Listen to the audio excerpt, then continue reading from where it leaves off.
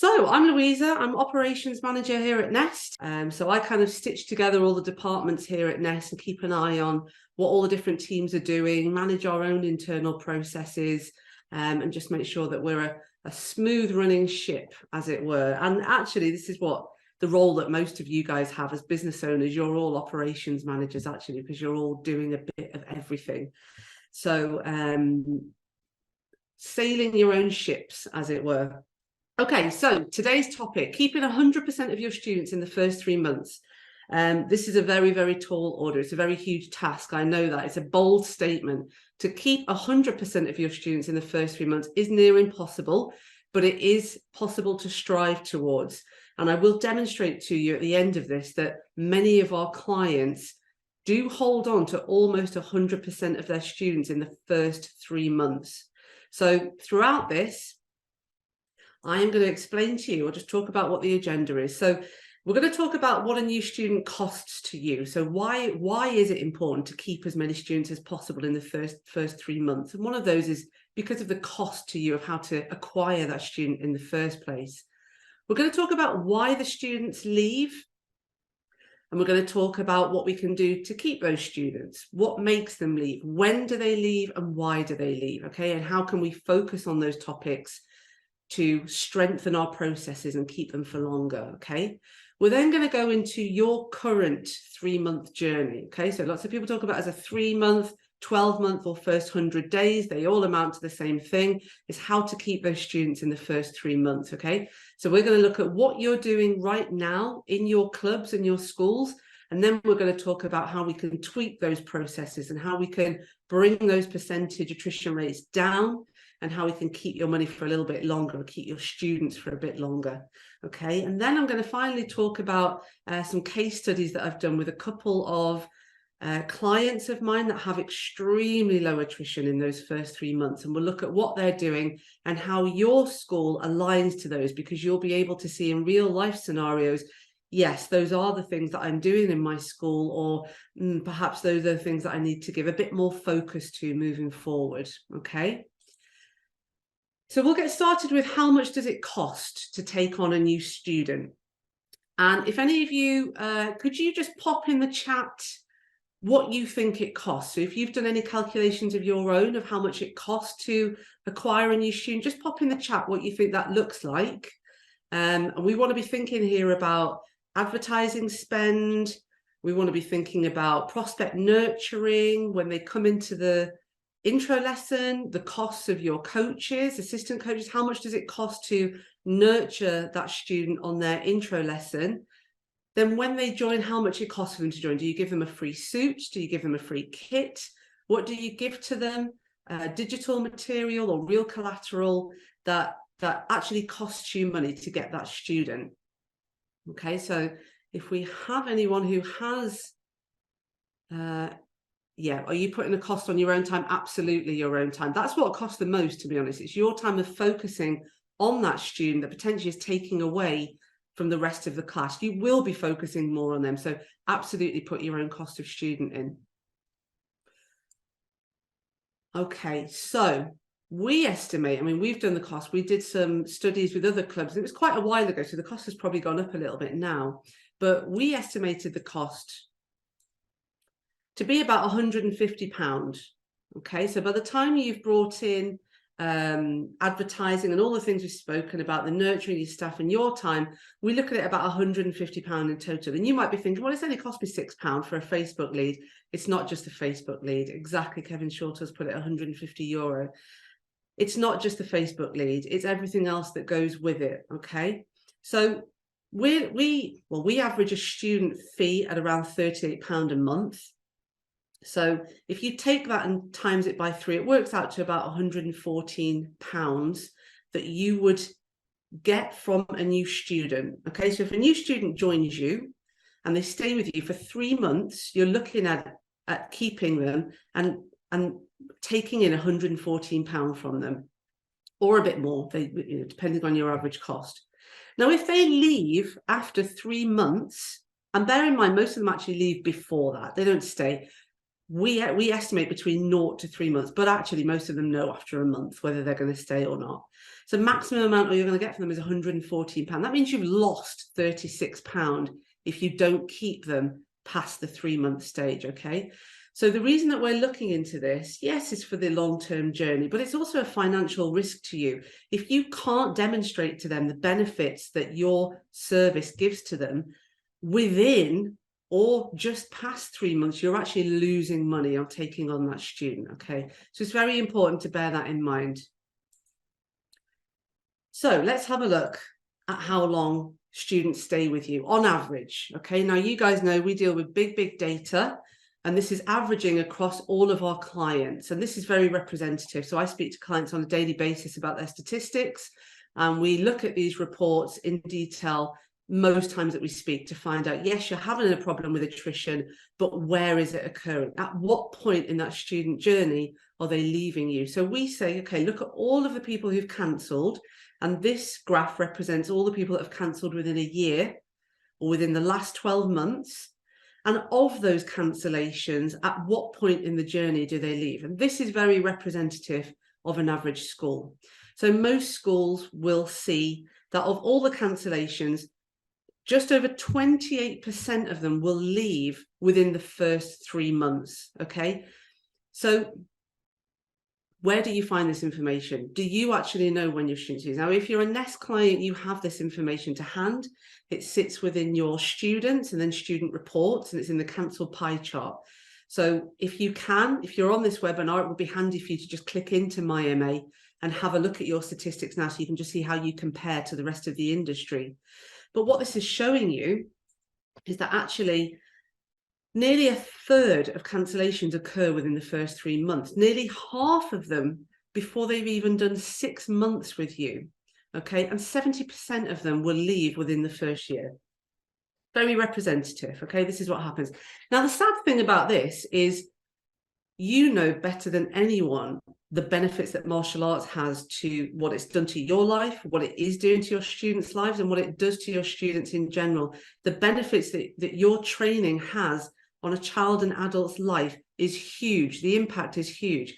I've spoken to people recently, and I speak to people at the client conferences. They tell me that some of their students who've been with them for a very long time, they started as children, they've grown up with the club, they go for a job interview and they pick the other people at the post because they've got a black belt in a martial arts. It's hugely important. It demonstrates to people the commitment that they have in anything that they're embarking on. So we know the impact that your service has on people's lives.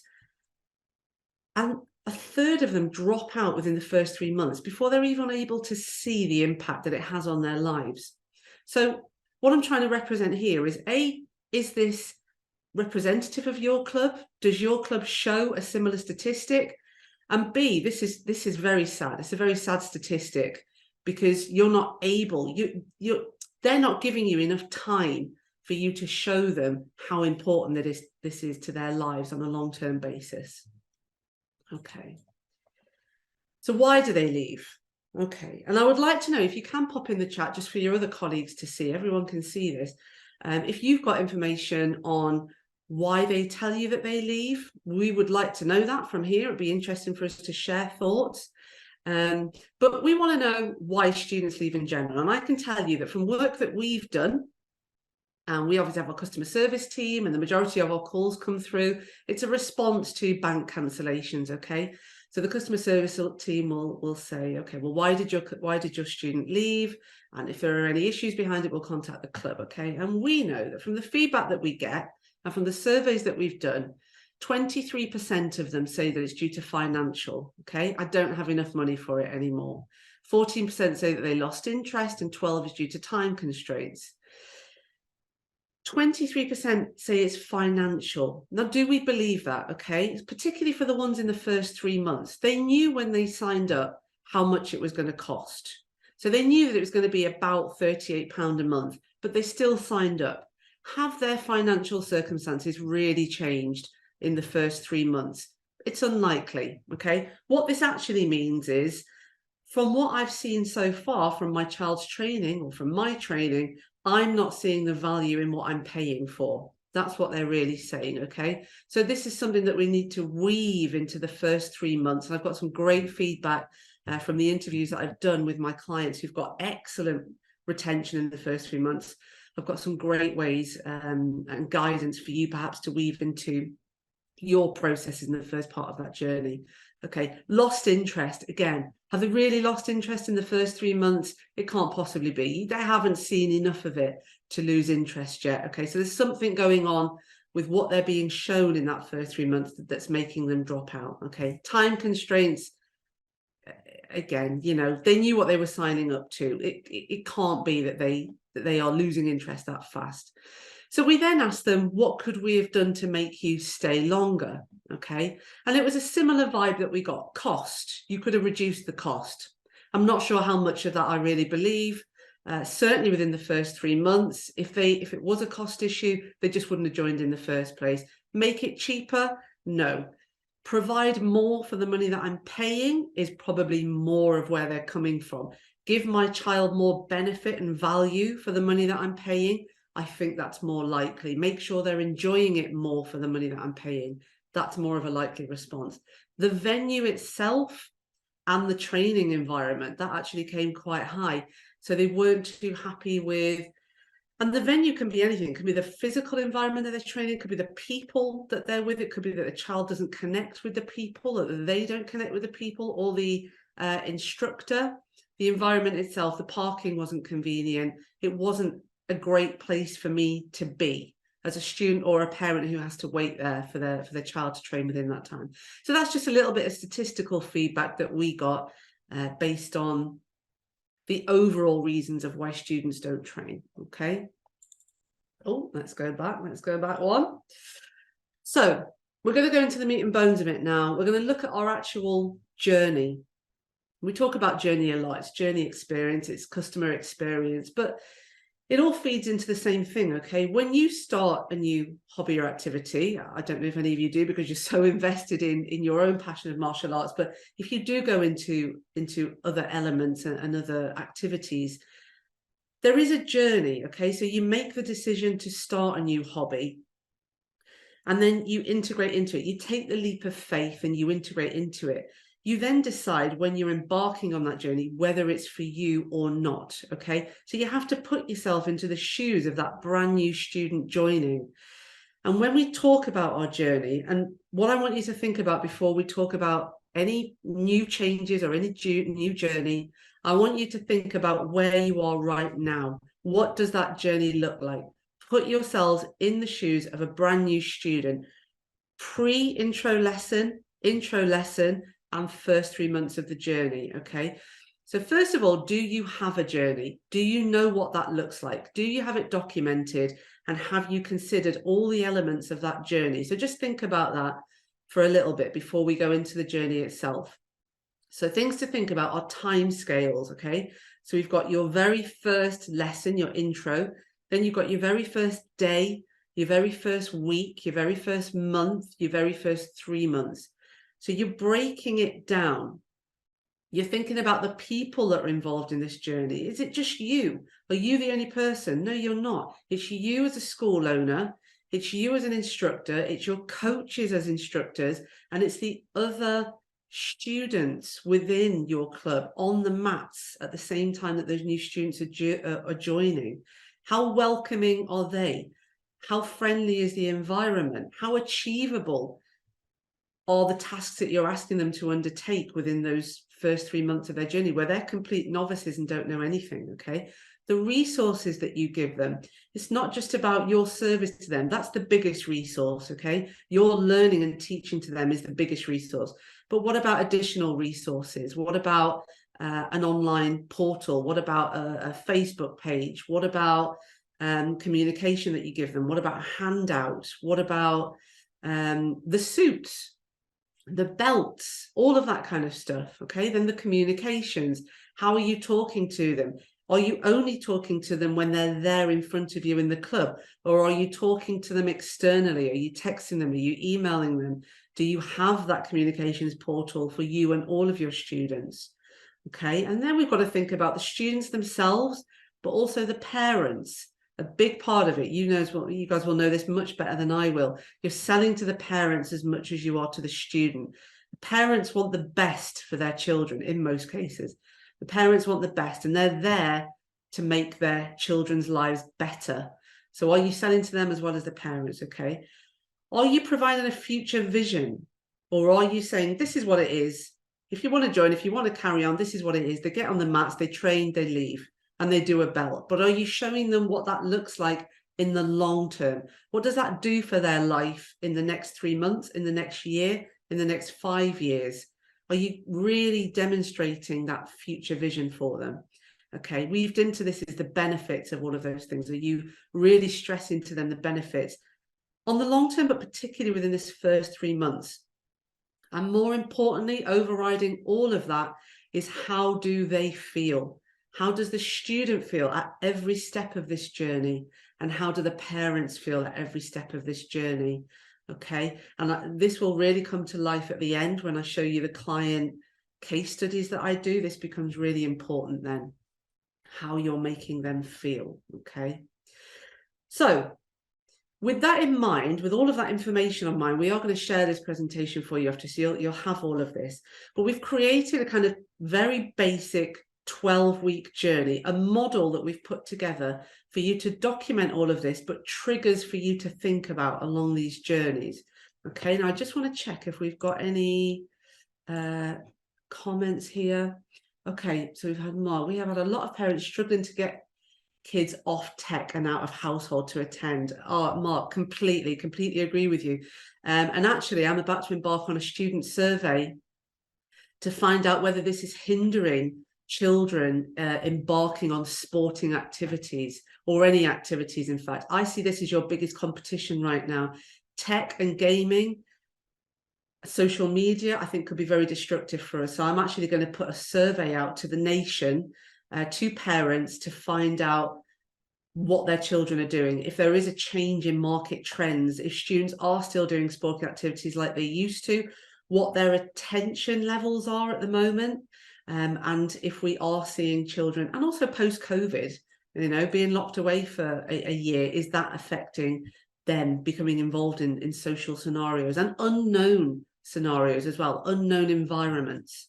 So yeah, that's great feedback. So we've put this together for you, and if Victoria, if you could just share that in the chat for everyone to download. It's just a PDF. Now, what I want you to do is use this when you leave here. I want you to print this out, and I want you to fill this in yourself. And I've done it in 2 stages. So you've got one blank and you've got one that's filled in and completed. And this breaks it down for you, and it just highlights things that you might want to think about at each part of this journey. Okay, so the intro lesson, and I spoke to some clients, as I said, and I've got some good feedback from them on what they do. Things you might agree with, things that you might not, but this is working for their club. Okay, so the intro lesson: who greets them? What's the environment like? How are the parents treated? Do you explain the process to them? Now, this is something else. Funnily enough, I was speaking, we did a seminar in Newcastle last week, or was it the week before? I think it was the week before, in fact. But we did a seminar, and we had some non-Nest clients there and Nest clients. And we said to them, do you have a 12-week journey? Do you have a process? And one of them said, nah, I've got no process for it. He said, but I know that they stay for a long time. I've got no process for it. I said, okay. I said, so what happens when a student comes in? Oh, well, it's always me. I always meet them, and I take them over to, we've got a cafe bit. So I take them over to the cafe bit, and I sit the parents down and have a little chat with them. And I said, okay. I said, and what happens if the student is a little bit nervous? What happens then? And he said, well, I sit down. He said, first of all, I bring over a chair and I sit down with them. And I say, look, don't worry. You don't have to get onto the match. You can just watch for today. And he explained what he did with the parent and the child. And I said, that's your process. I said, you do have a process for this, but it's all in your head. It's just what comes naturally to you. And this is probably what's happening with you guys. You are doing what comes naturally to you. That is a process. You perhaps just haven't documented it. You haven't put it out on paper, because what if you're not there? What if you want someone else to do what comes naturally to you? This is instinct to you, but it is also a process, and it's something that you would want to happen when you're not there, okay? So I would like you to document everything, even though you know that you're doing this instinctively. You want all of your team to do this instinctively. So do you explain what's going to happen on the intro lesson? Do you set their expectations? Do you calm them? Do you say, look, it's okay that you're not going to be able to do everything, but that's okay. We're going to nurture you through this. We're going to look after you. Who are they training with? Are you just putting them on the mats and getting them involved in a normal standard lesson? Or are you buddying them up with someone? Or are you pairing them with a coach and someone experienced? And is the class split off into different sections, or is it everyone together? Okay. At the end of the lesson, what happens? What communication do they have, and who's it with? Who brings them off the mats, and who do they go and see? And how do they feel? Okay, you're going to see this in every part of the journey. How do they feel at every stage of this journey? The very first lesson, okay, so they've made that leap of faith. They've come in, they potentially have already got their suit, or maybe they'll get their suit on their first lesson. But what happens? How included do they feel? How much part of the team do they feel on that first lesson? So how do you prepare them and excite them for the first 3 months? Do you even talk about the 3 months? Do you talk about what's going to happen on this 3-month journey and what they're going to get at the end of it? Do you talk about their first belt, or do you think that that's a bit scary for them? I think they'd be excited to reach their first belt. They can see everyone else with belts on. Why not tell them, look, this is what we're going to do, and this is how we're going to get you there. Set their expectation that they are going to get to that first belt. And how do you make them feel part of the team? This is really, really important. We've put here, how do you make them feel part of the community and part of the team? This is something that one of my clients has said, and this does come instinctively to him. Being part of the team and community, that's what he attributes most of his very, very low attrition on. So very important to think of and to embed in every part of this journey. Okay, so month 1, 2, and 3, they're very similar, but we've included different things in there for you. So are you goal setting with them? Do you know what their goals are? Do you know who they are and what they want? And do you know who the parent is and what they want for their child? It could be that this child has experienced things in the past. Bullying, I know, is a big one, but the parent might be very scared that their child has been bullied. Do you know that that's a big goal for them, that they want their child to grow confidence and able to face anyone they come to at school and not be scared? Automations. So within Nest, if you're not with Nest, you may have other processes for this, but automations are quite a big thing. Improve that communication directly, but also on an automated basis. Okay, so I know lots of you, Steve, I know you're part of Charlotte's group. I know that you have really robust automations that go out on a weekly basis for the first 12 weeks. So you know that you're keeping communication levels up with them, even if you're not able to talk to them in class. Events, you might want to invite them to events even as soon as they join, so they feel part of the team. Buddying up for the first month, 2 months is a really good thing, because they have something to look forward to. They know it brings down that stress level, that when they walk into class, they know they've got someone to go to that they can train with, that they feel comfortable with. Recognition, again, something I'm going to talk to that my client explained to me. Recognizing them, praising them, really important to most people, and I know that people say, oh, well, they have to experience losing as well. I get that, but everyone's morale is brought up a notch when you're praised for doing something well. It's just human nature. Okay, they might be doing terrible in one thing, and you can give them guidance on that, but just lift their spirits and build their motivation levels by praising them on a regular basis as well. Okay, parent engagement, very important. This parent needs motivation to bring their child to class once, twice, 3 times a week. It's a big thing for them. They need to know that when they get there, something's motivating them. They want to see the smile on their child's face. Even if that's the only motivation they get, it's a strong motivator to bring them, okay? And again, preparation for their first belt. We're constantly reiterating, this is what we need to do to get you to your first belt. It's getting them there, it's getting them back, and knowing they're going to get ultimate praise at the end of that 3 months when they get their first belt. It's a huge thing. Okay, so I won't go through each month, but this is something that you can print out and you have access to, and it's just checklists, okay? And you might be doing all of this, but it's just marrying up what you're doing with these elements of the processes. And if there's something that you think might need a bit more work on, it's just weaving that in. okay? So I'm going to bring you on to the last bit now, which is probably, I think, is probably the most important part, because this is walking the walk. This is learning from people who have extremely good processes, what they do and how they implement this. Now, I spoke to 2 instructors. I spoke to them in depth, and funnily enough, you can see here, one, they were happy for me to share who their school was. Cooksall, one of Lowestoft, which is in Ipswich way. I'm not very good at geography. And then we have Mind, Body and Spirit, which is further up north. Okay. Now, just bear in mind the statistic that I gave you before. Industry average is just over 28% of cancellations go within the first 0 to 3 months. Our first case study has 2.2% of cancellations that leave within the first 3 months. And just by the by, less than 15% of them leave within the first 6 months, which is phenomenal, okay?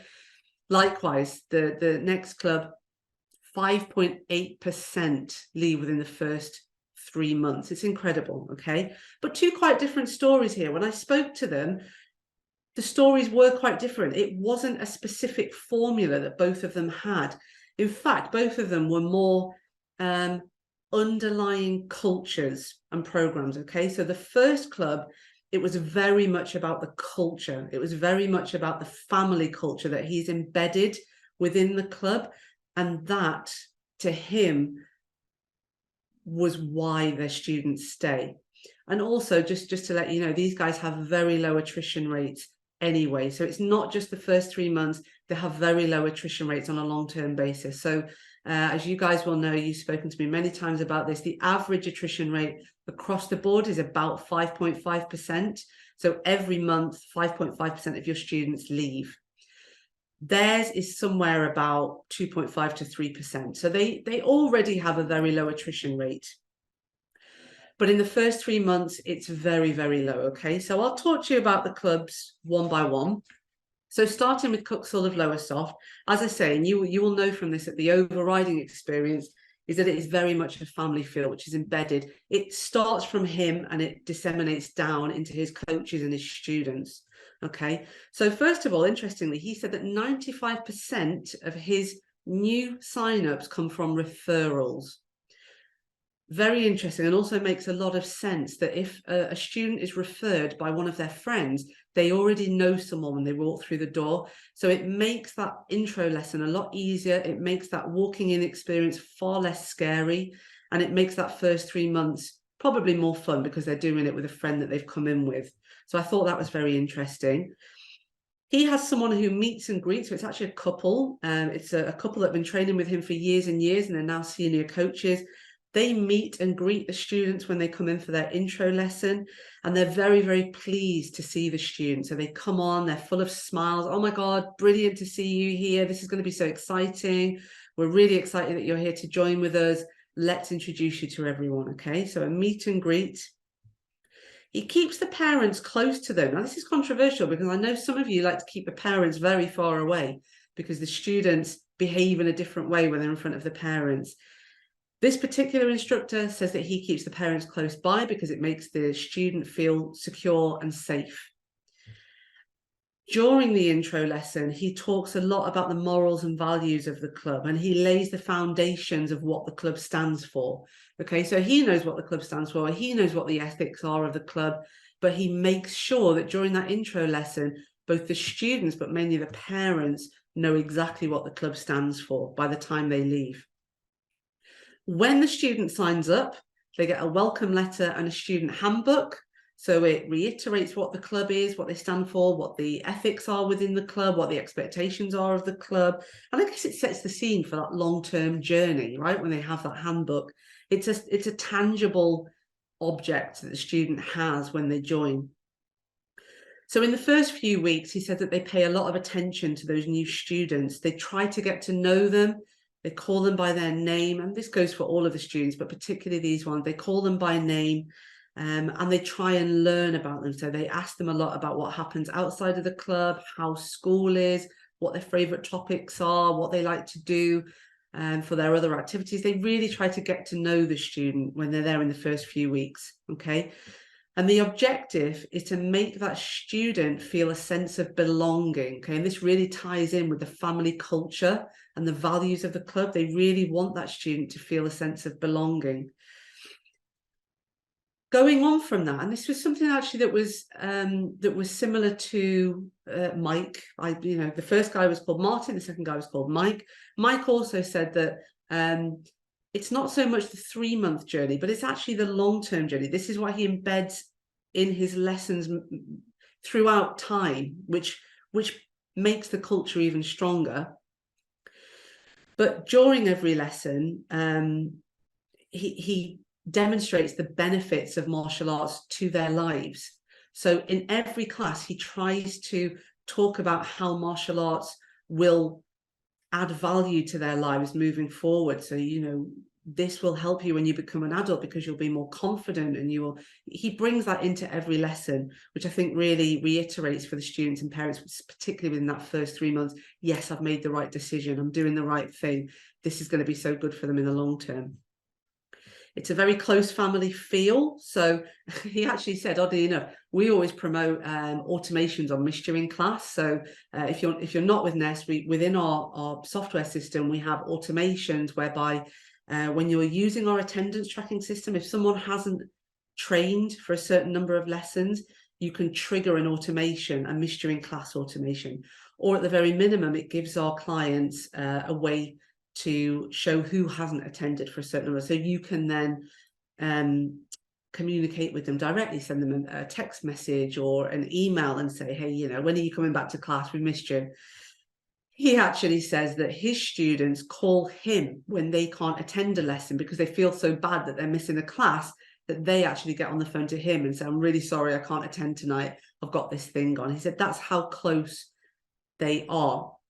By the way, this club has about 150, 160 students. So we're not talking about tiny numbers. We're talking about, I understand that when you get up to the 400s, 500s, this is a very difficult process and it needs a lot more process-driven activities. You will by default have a bigger team.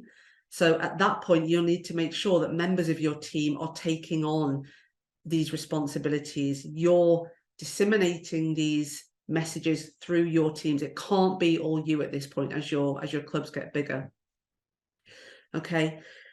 And the thing that he finished on, so Martin finished on something which really resonates with him. His ethos in all of this was people don't care how much you know until they know how much you care about them. So I think that's true for life. I think that's true for anyone. It's true in a working environment. I know how much my boss cares for me. Therefore, I now care for how much he knows about the business, and therefore I want to invest in the business.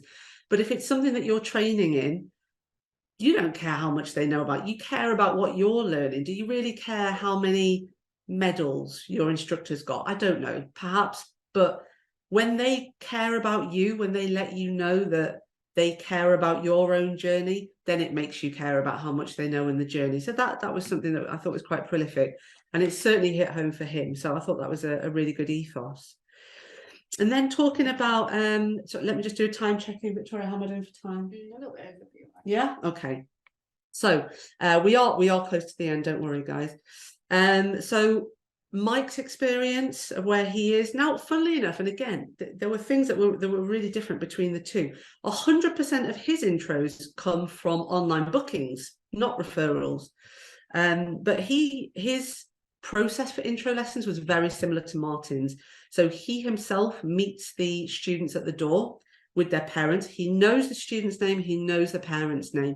He knows as much about them as he can by the time he meets them at the door. So he's able to greet them in the friendliest way possible. He already knows them. They feel at home when they come in. When they come into their intro class, he introduces them to the rest of the class. So he says, when there is an intro in, all of the class sit down and they all introduce themselves. Now, he teaches jiu-jitsu, and all of the children introduce themselves and say hello in Japanese, which I thought was a really nice touch. And it also demonstrates to the parents that they're not just learning the physical martial arts, they're learning a bit about the culture of where that martial arts has come from. Okay. He buddies them up with someone in class. So they will join in with a normal class, but they'll be buddied up with someone. And he uses one of his coaches, a dedicated coach, to buddy up with that student. Okay. And then with the sign-up process, again, this might be very different to what you hear from a sales perspective. He has a no pressure sale. So he'll do the intro lesson. At the end of the lesson, he'll talk to the parent, find out if the students enjoyed the lesson. And he'll say, look, if you want to join tonight, that's fine. If not, go away, think about it. We'll see you next week at the lesson or at the next time that they come in, and you can fill all the paperwork out then, and then we'll give you your free suit and so on. So he'll explain the process, but it's a no pressure sale. He says that makes the parent and the student feel more comfortable, that they want to join because of the training, not because it's they're pressured there and then on the spot to join. When they do join, they get their uniform. And when they come in their uniform, they'll have a picture taken, which Mike will then put on their Facebook page. So there'll be a welcome to the child on the Facebook page out for the forum. And that for him also works for marketing, because that parent will more than likely share that post on their Facebook page as well. But it also makes the child feel really special that they've been recognized on the Facebook page. Okay, so moving into his everyday lessons, again, this is not specifically the 3-month program, but it's what helps students within those first 3 months to continue on the journey and to stay thereafter.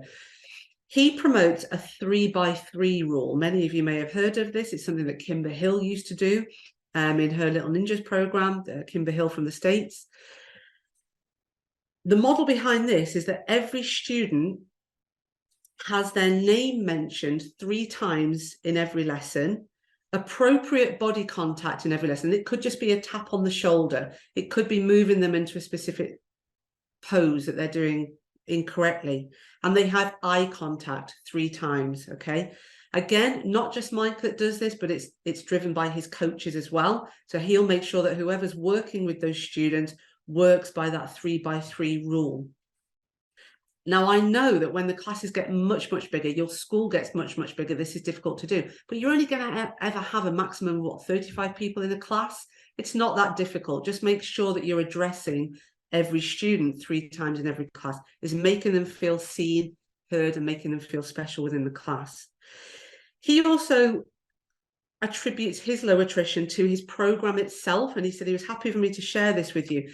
But he said that what really works for him is having a fast-paced, engaging, changing class every time they come. So he breaks it up. It's either a 45-minute or an hour-long class, and he breaks that up into 15 minutes. So the first 15 minutes will be a fast-paced, fun warm-up.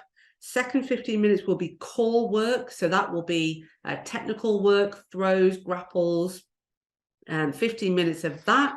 And then it will be 15 minutes of badge work. Now, what he means by badge work, it feeds into this Kimber Hill stuff of life skills. He's created his own program for this, but 15 minutes will be a life skill outside of martial arts, but something that's integral to the culture of martial arts.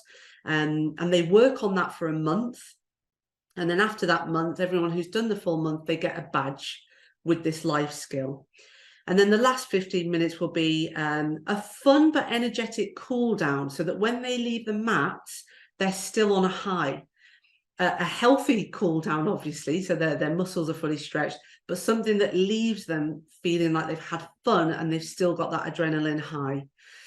And then he pre-frames them for the next lesson. So he's setting that expectation that they are going to come to the next lesson. That's something he says really works for him. So in summary, when I asked him, in summary, what do you see? It's the program itself, and it's the communication both within that program and outside of the program. So he also does a weekly sensei update. So he sends them on a Monday morning, he sends them a summary of what's happened last week, any recognitions, any tag belts that he's given out. And it's constant praise and reward. So sorry, something I forgot to mention on Martin's was that he was very keen on a praise, correct, praise ethos. So praising them, correcting on something that needs correcting, but they're praising them again, because it's that praise that lets them feel comfortable, supported, safe, and recognized. Again, with Mike, It's this continual reward and praise program that keeps them there. Not to say that they can't fail. Sometimes they will lose at stuff, but it's to show them that this is an environment where they grow and achieve. They grow and achieve on a continual basis.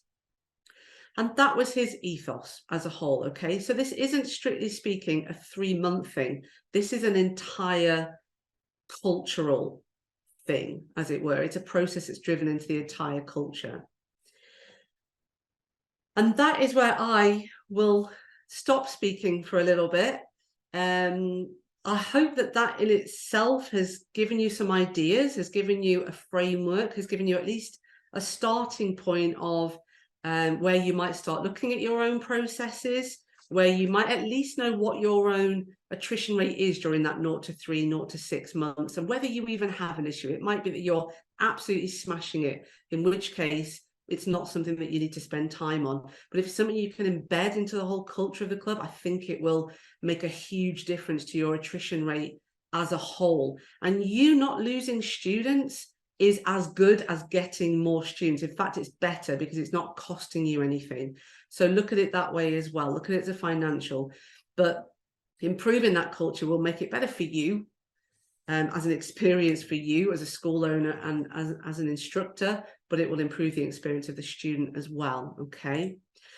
So listen, on that note, so I'm going to hand it over to you. If you have any questions at all, let me just have a quick look here. We might just have some comments. So let's have a look. We've got some. So Steve says COVID is major, 12 months lost physical and mental development. Steve, God, I've heard it a lot. I've heard a lot of instructors say that attention span has reduced massively since COVID. And I think that goes hand in hand with the gaming and social media as well. I know from my nieces and nephews, they can't watch a film.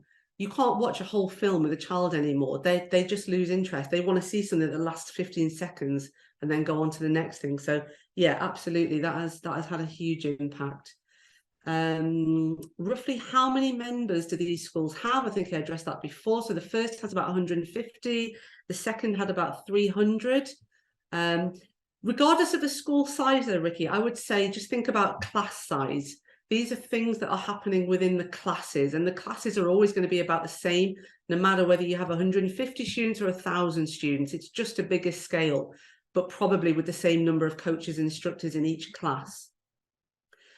Sarah, when you say 15 minutes on the life skill program, in what format? A 15-minute mat chat isn't going to work. Yeah, Sarah, I'll find out more information about that. I'll find out what that looks like. I guess it depends on what the life skill is at that particular time, and what it is, and does he include that with physical activity as well? I'll find out for you and I'll come back to you on that one specifically. And if anyone else wants to know that as well, then pop that in the chat and I can send that to you. Would this intro process change for different class age groups? I would say so. Now, these guys were talking mainly about classes of 4 to 7 and 8 to 13-year-olds.